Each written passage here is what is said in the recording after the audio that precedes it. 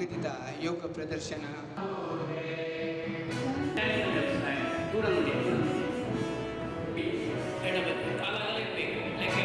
ಅಂತಾರಾಷ್ಟ್ರೀಯ ಯೋಗ ದಿನಾಚರಣೆ ಪ್ರೋಟೋಕಾಲ್ ಕಾಲಾಗಲ ಎಸ್ ಕ್ಯಾಚ್ ದ ಹೀಲ್ಸ್ ಕಣ್ಣುಗಳಿಂದ ಹಸ್ತವನ್ನು ನೋಡುತ್ತಾ ಎಲ್ಲ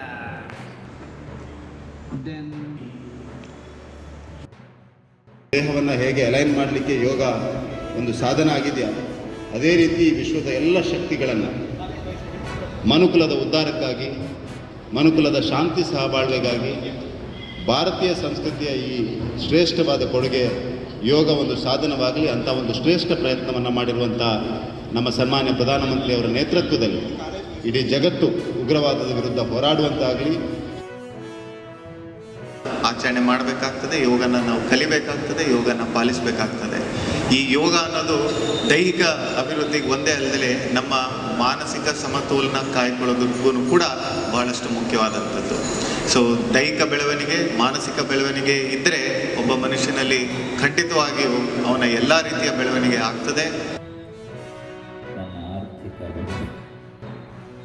ದೂರದಲ್ಲಿ ಕಾಣುವ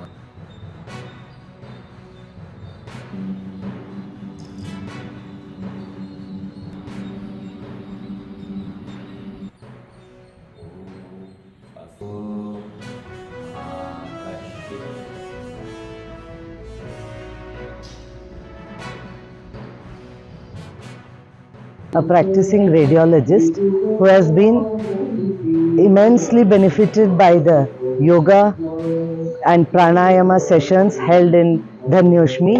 I am also been inculcated as a teacher with the IYT course, which is the International Yoga course. ನಮ್ಮ ದೇಶದಲ್ಲಿ ಮೊದಲಿಂದಲೂ ಬಹಳ ಚಿರಪರಿಚಿತವಾಗಿತ್ತು. ಆದರೆ ಶ್ರೀಯುತ ನರೇಂದ್ರ ಮೋದಿಯವರು ಮಾಡಿದಂತಹ ಈ ಒಂದು ಅಂತಾರಾಷ್ಟ್ರೀಯ ದಿನಾಚರಣೆ ಅಂಥೇಳಿ ಏನು ಒಂದು ನಮ್ಮ ಇಡೀ ದೇಶಕ್ಕೆ ನಮಗೊಂದು ಗುರುತಿಸುವಂಥ ಒಂದು ಅಲ್ಲ, ಇಡೀ ಜಗತ್ತಿಗೆ ಗುರುತಿಸುವಂಥ ಒಂದು ದಿನವನ್ನು ಗುರುತು ಮಾಡಿದಾಗಿಂದ ನಿಜವಾಗಿಯೂ ನಮ್ಮ ದೇಶದಲ್ಲಿ ಬಹಳಷ್ಟು ಯೋಗಾಸಕ್ತಿ ಉಂಟಾಗಿದೆ ನಮ್ಮ ಜನರಿಗೆ ಅಂತ ಅನಿಸ್ತಾ ಇದೆ. ನಾನು 10 ವರ್ಷದಿಂದ ಯೋಗ ಗುರು ವಿನಾಯಕ್ ತಲಿಗೇರವ್ರ ಕಡೆ ನಾನು ಸ್ಟಡಿ ಮಾಡ್ತಾ ಇದ್ದೇನೆ. ಆಮೇಲೆ ನಾನು ಕ್ಲಾಸು ತೊಗೊತಾ ಇದ್ದೇನೆ. ನನಗೆ ಆಗಿದ್ದು ಬೆನಿಫಿಟ್ ಅಂದರೆ ನಾನು ಈಗ 76 ವಯಸ್ಸಿನಲ್ಲಿ ಕೂಡ ನಾನು ಲವಲವಿಕೆಯಿಂದ ಎನರ್ಜಿ, ಸಾಕಷ್ಟು ಎನರ್ಜಿ ಯೋಗದಿಂದ ನನಗೆ ಸಿಕ್ಕಿದೆ. 200ಕ್ಕೂ ಹೆಚ್ಚು ಜನರು ಇವತ್ತು ಭಾಗವಹಿಸಿದ್ದಾರೆ. ಯೋಗ ದಿನ ಆಚರಣೆ ಮಾಡೋದು ಇವತ್ತು ಮಾತ್ರ ಅಲ್ಲ, ಇದು ನಿರಂತರವಾಗಿ ಮುಂದುವರಿಬೇಕು. ಇದು ನಿತ್ಯ ನಿರಂತರವಾದ ಚಟುವಟಿಕೆಯಲ್ಲಿ ಒಂದಾಗಬೇಕು.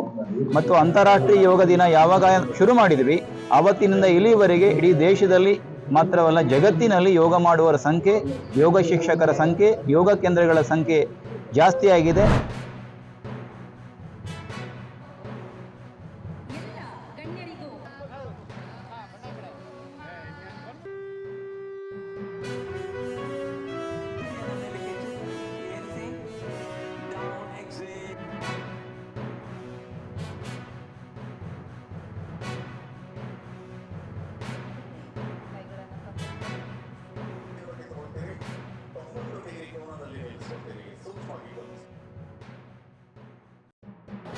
ಹೆಲ್ತ್ ಫಾರ್ ಆಲ್ ಅಂತ ಹೇಳಿ ಇನ್ನು ಎಲ್ರಿಗೂ ಸಿಕ್ಕಿಲ್ಲ.